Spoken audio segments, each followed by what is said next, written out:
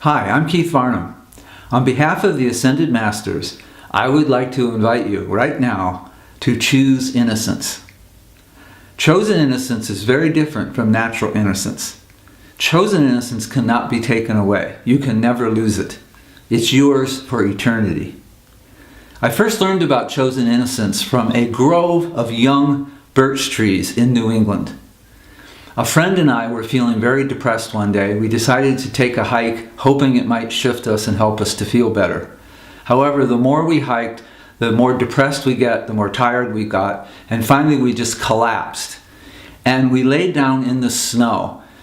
And it was quite warm in the snow because the sun was beating down, shining on the white snow, and also reflecting off these young white birch trees. So it was quite warm lying there. And after a while, we both shared later in a few minutes that we had both received a message from these young birch trees. Now, neither of us had ever had a tree talk to us before, but we did finally tell each other that we'd had this voice sharing some wisdom with us that was not our voice, at least our normal voice. It was our higher voice, or from outside of us, higher inspiration.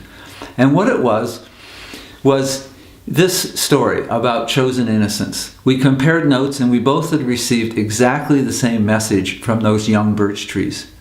And the message was that most of us, most humans, enjoy a period of grace when they're first born.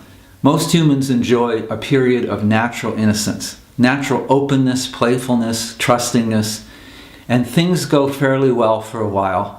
And then at one point, of course, we go to preschool or kindergarten, we play with other kids, we get involved with our parents, with society, with newspapers, television, and at one point we interact with the world and we start getting disappointed. Things are not what we seemed. It does not seem to be working out to be so open and trusting. So our hearts close down to some degree and we feel betrayed and disappointed.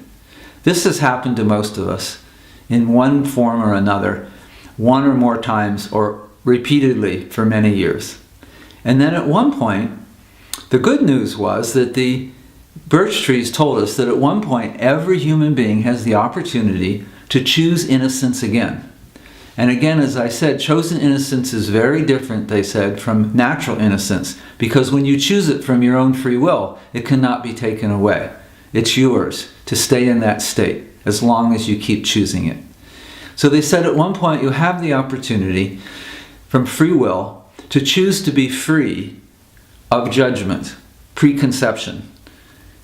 Choose to be free of preconception, agenda.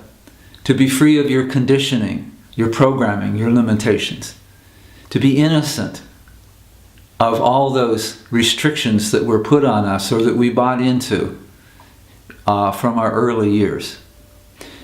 And when you choose innocence, when you choose to get back into that state of openness to all possibility, you enter into your real self, an experience of who you really are, and your real power to heal, create, transform, and enjoy.